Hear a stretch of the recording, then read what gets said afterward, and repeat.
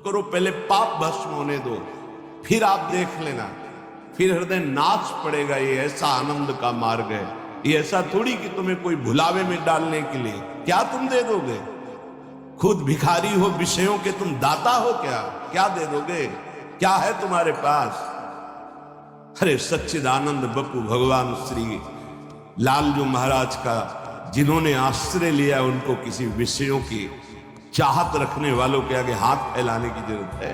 प्रणत कामदम पद्मजार्चितम। तो क्यों वो तुम्हें प्यार कर रहे हैं, क्यों वो तुम्हें दुलार कर रहे हैं? तुम्हारे मंगल के लिए कर रहे हैं। तुमको जो मिल रहा है उसको स्वीकार कर लो तो तुम्हारा जीवन कृतार्थ हो जाएगा। क्या है तुम्हारे पास? अरे जिनके पास अपार धन है वो भी चिंता और शोक से जल रहे हैं, क्योंकि मृत्यु उनका इंतजार कर रही है। मृत्यु धन से थोड़ी हटाई जा सकती है। मृत्यु का भय किसी पद से नहीं हटाया जा सकता, किसी वैभव से नहीं हटाया जाता। मृत्यु का प्रहार शरीर पर है। शरीर राग त्यागी ही मृत्यु भय से मुक्त है। राग का त्याग करना कोई खिलवाड़ नहीं है। भगवत अनुराग से शरीर के राग का त्याग होता है। यहां मलिनता बढ़ाते चले जा रहे हैं। वही भोग दृष्टि इतनी बढ़ जाती है कि अपनी बेटी बहन के प्रति भी दृष्टि बढ़ जाएगी। कलिकाल विहाल के मनुजा ने मानत को अनुजातन। चाहे वो गुरु बहन हो, चाहे वो सगी बहन हो, चाहे वो बहन के समान पूज्य हो, जब दृष्टि मलिन तो वो मलिन ही देखती चली जाएगी। जब तक प्रेम जल से हृदय नहीं धोया जाता तब तक मलिनता का अंश बड़ी बड़ी साधना करने पर भी बना रहता है। अभी अनंत जन्मों से माया में आसक्त चित्त होकर के नाना प्रकार के शुभ अशुभ कर्म करने वाले जब भगवत कृपा से पुनः सत्संग प्राप्त करते हैं और साधन मार्ग में लगते हैं तो माया अपना प्रबल रूप धारण करती है। या तो ऐसी अनुकूलता प्रदान करती है कि वो भूल जाए, या ऐसी प्रतिकूलता झोंक देती है कि उसको लगता है कुछ नाम जपने से नहीं, कुछ साधन करने से नहीं, दुख तो वैसे ही घेरे हुए। धैर्य छूट जाता है और भगवत मार्ग से विमुख आचरण करने लगता है। इसलिए उपासक को बहुत सरल ढंग से समझना चाहिए कि पुरानी फसल यदि बाजरा बोई है और बाजरा की रोटी मिल रही तो अगली फसल गेहूं बो दिया तो कल ही नहीं रोटी बना लोगे। 5-6 महीने लगेंगे किसान मेहनत करके, खेती तैयार करके, दाना बो करके, सींच करके, संभाल करके, फिर भी वो अतिवृष्टि, अनावृष्टि, ओले वृष्टि आदि से बच जाए, सुरक्षित हो जाए, तो सुरक्षित अनाज घर आ जाए, फिर वो पीस कर रोटी बना सकता है। तुम अनंत जन्मों से मनमानी आचरण करते रहे, आज नाम शुरू किया है तो वो तूफान नहीं उठेगा। नष्ट करने के लिए वो अपना स्वरूप धारण करेगा। उसकी गुलामी सहते रहे हो भी, काम क्रोध लोभ मोह मद मत्सर। अब तुमको धैर्य पूर्वक नाम को पकड़े रहना। जैसे आंधी चले तो हम पहाड़ का आश्रय ले लें, हटे ना इधर उधर, तो आंधी तूफान पहाड़ को नहीं उड़ा सकती। ऐसे ही श्री भगवान कह रहे मामेव ए प्रपद्यन्ते माया में ताम तरंते। माया का तूफान आएगा पर तुम मेरे चरणों को पकड़े रहना, छोड़ना नहीं। पर ये जिनका मलिन हृदय है ना, वो सोचते हैं 4 दिन नाम जप करेंगे सारे दुख मिट जाएंगे। हाँ, पक्का मिट जाएंगे, जड़ से मिट जाएंगे। पर धैर्य पूर्वक जीवन को आगे बढ़ाओ। भगवत विमुख होने से तुम्हारा मंगल ही अमंगल है, भगवत सन्मुख होने पर मंगल ही मंगल है। थोड़ा धैर्य धारण करो, तुम्हारी ये फसल तैयार हो जाए, फिर देखना आनंदित हो जाओगे। पर ये कुसंग मन का और तन का, ये दोनों परमार्थ में टिकने नहीं देते। जहां ऐसे मित्र जन मिले जो गलत आचरण करने वाले होते हैं, वो पूछते हैं तुमने शराब छोड़ दिया, मांस छोड़ दिया, तुम नाम जप करने लगे, कुछ लाभ हुआ? अरे कुछ नहीं होने वाला, तुम देख लो करके।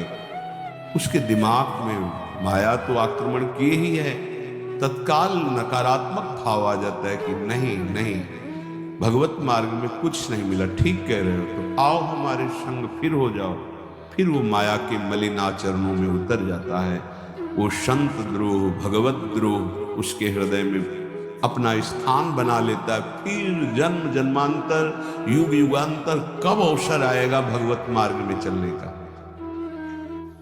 इसलिए जिनको सत्संग मिला है, जिनको नाम जपने का सौभाग्य मिला है, उनको बहुत धैर्यवान होना पड़ेगा। इसको ऐसे पकड़ना होगा कि जैसे हम बहुत बीमार हैं और इस औषधि के सिवा हमारा कोई रास्ता नहीं बचने का, अब हम कोई औषधि खानी ही है। जासु नाम भव भेषज हरनि घोर त्रयशूल, तीनों तापों का नाश करने की सामर्थ्य और संसार समुद्र से पार करने की सुदृढ़ नौका, भवरोग की अचूक औषधि नाम है। हमारा भाव बने न बने, भाव बिगड़ जाए, कोई बात नहीं, तुम नाम मत छोड़ना, हमारी प्रार्थना मानना, नहीं तो ये तूफान माया का आपको उड़ा ले जाएगा, परमार्थ में नहीं खड़ा होने देगा। बहुत धैर्यपूर्वक दीर्घ काल तक चला जाता है। धैर्य कहते हैं लाभ मिले ना मिले, हानि मिले, अपमान मिले, सम्मान मिले, हम किसी भी स्थिति में अब नाम नहीं छोड़ सकते। वो जीत जाएगा माया से।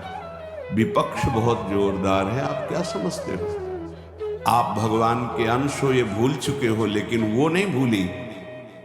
वो भगवान की शक्ति है।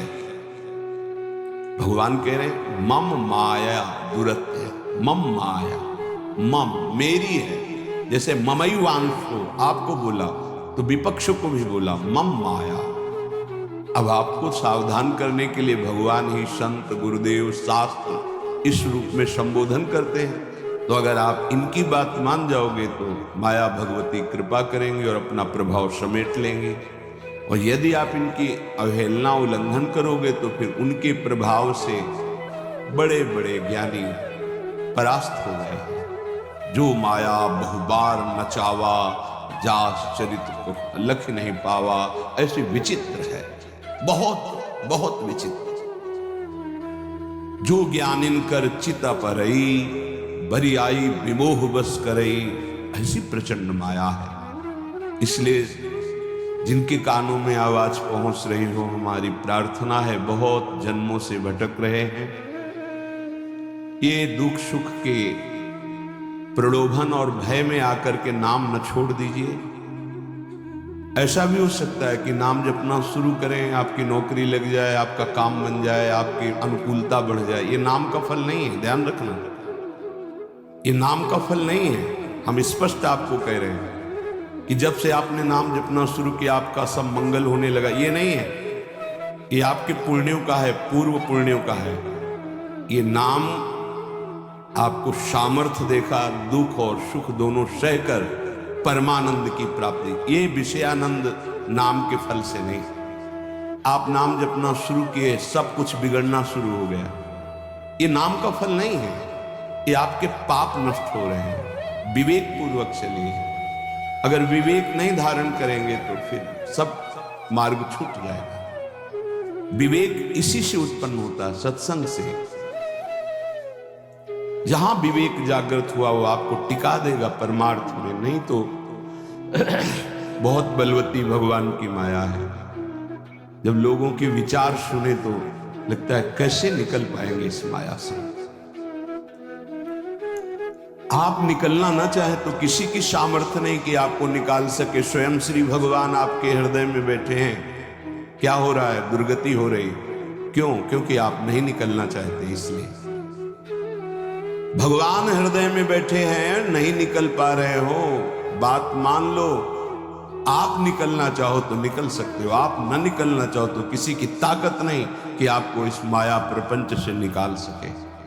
इसलिए आपसे प्रार्थना है कि आप निकलने की कोशिश कीजिए। इसका बड़ा ही प्रलोभन और भुलावा प्रभाव है। प्रलोभन और भुलावा एक क्षण में भुला दे सारे ज्ञान विज्ञान को और अपने में आकर्षित कर दे, उसका नाम माया। ऐसे प्रलोभन फेंक दे कि जानबूझकर तुम भगवान को भूल जाओ और उन प्रलोभनों में लग जाओ, उसका नाम माया। सावधान हो जाए। इसके प्रलोभनों में, इसके भोगों में आज तक कभी कोई सुखी और तृप्त नहीं हुआ। तुम्हें अब जो मार्ग मिला है ये तृप्ति का मार्ग है। तृप्त हो जाओगे, हाथ उठा के कहोगे अब कछुनाथ न चाहिए मोरे। देख लेना, चलो तो आगे। वैभव, जब ब्रह्मा जी नमस्कार करते हैं तो इससे बड़ा वैभव क्या हो सकता है। भक्त को ब्रह्मा जी भी नमस्कार करते हैं। ब्रह्मा जी की बात जाने दो, जिनके नाभि कमल से ब्रह्मा प्रकट हुए, भगवान भी उनके पीछे पीछे डोलते कि चरण रज पड़ जाए और मैं पावन हो जाऊं। ये केवल अलंकारिक शब्द नहीं है, ऐसा ही है। पग चापू और सेज बिछाऊं, नौकर बनूं हजाम, हाकू बैल बनो गडवारो, बिना तनख्वाह रथवान, यही तो मेरे मन में ठनी, भगत मेरे मुकुटमणि। मैं भक्तन को दास, भगत मेरे मुकुटमणि। ये मार्ग आप चयन किए हैं भगवत कृपा से, तो इसमें आपको टिकना होगा, इसमें आपको परीक्षा देनी होगी। जितना पढ़ाया जाता है उतनी ही परीक्षा होती है, उसके आगे नहीं होती, ध्यान रखना। अध्यापक जितना आपको पढ़ाता है उसी पे प्रश्न करता है। तो जितना आपको सत्संग सुनाया गया, जितने में आपकी